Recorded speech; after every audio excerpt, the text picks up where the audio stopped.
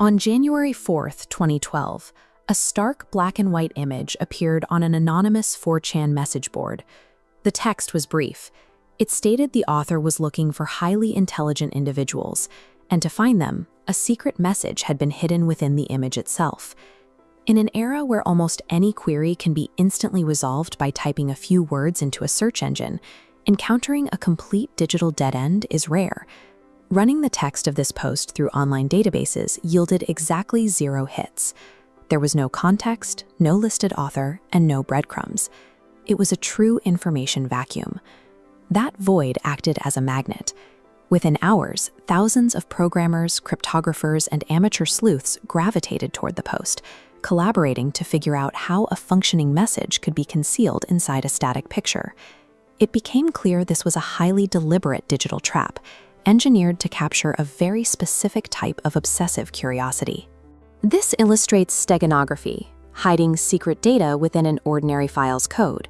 To the naked eye, it's a standard JPEG. Underneath, the structure carries hidden information.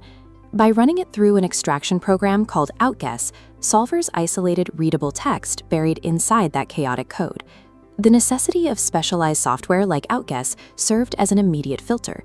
Anyone without an intermediate understanding of data structures was left at the starting line. Extracting that initial text was only the first step.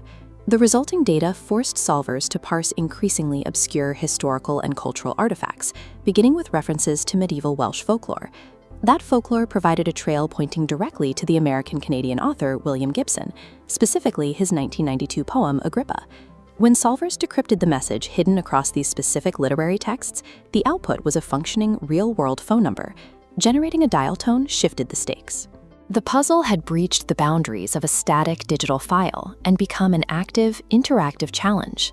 Calling the newly discovered number connected solvers to a pre-recorded, automated voice message. It simply recited a list of GPS coordinates. The first set of coordinates directed participants to this specific intersection in Paris. Simultaneously, another set of coordinates mapped out to a city block in Seattle. The geographic footprint continued to widen, pointing to a pedestrian thoroughfare in Warsaw. When local investigators physically traveled to these distinct locations, they found identical paper flyers. Each one featured a printed QR code taped to a telephone pole. Executing a simultaneous physical deployment across multiple continents ruled out the possibility of an isolated hacker. The group behind this, calling themselves Cicada 3301, was a highly organized international collective. Scanning those physical QR codes bounced solvers to an address on the Tor network. Accessing the hidden server required specialized, encrypted web browsers. The fastest solvers to reach this server verified what happened next. They were administered a final, individualized test and informed they were being vetted for a private cryptographic group. Acceptance into this final stage came with one strict condition: absolute silence regarding any of the group's internal operations. The non-disclosure agreements held. The winners vanished into the group, leaving the broader internet entirely blind to the ultimate endgame of the 2012 puzzle. Cicada 3301 returned with new puzzles in 2013 and 2014, but they immediately encountered an operational problem. Thousands of fake copycats flooded message boards claiming to be the group. This diagram illustrates how Cicada cut through the noise. By combining a digital message with a private mathematical identifier, they could create a unique signature that proved exactly where the post came from. Solvers could then test new posts against Cicada's established public verification code. If the mathematical signature matched, they had proof the message was authentic. Once their identity was verified, these later rounds scaled up the difficulty.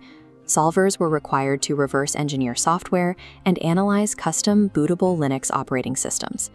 Cicada leveraged cryptography to establish an unbreakable chain of forensic trust in a completely anonymous environment. In 2014, the structure of the puzzle shifted. Instead of leading to another recruitment page on the dark web, the trail ended at a digital artifact known as Liber Primus. Liber Primus is a complex philosophical book written entirely in a bespoke runic alphabet.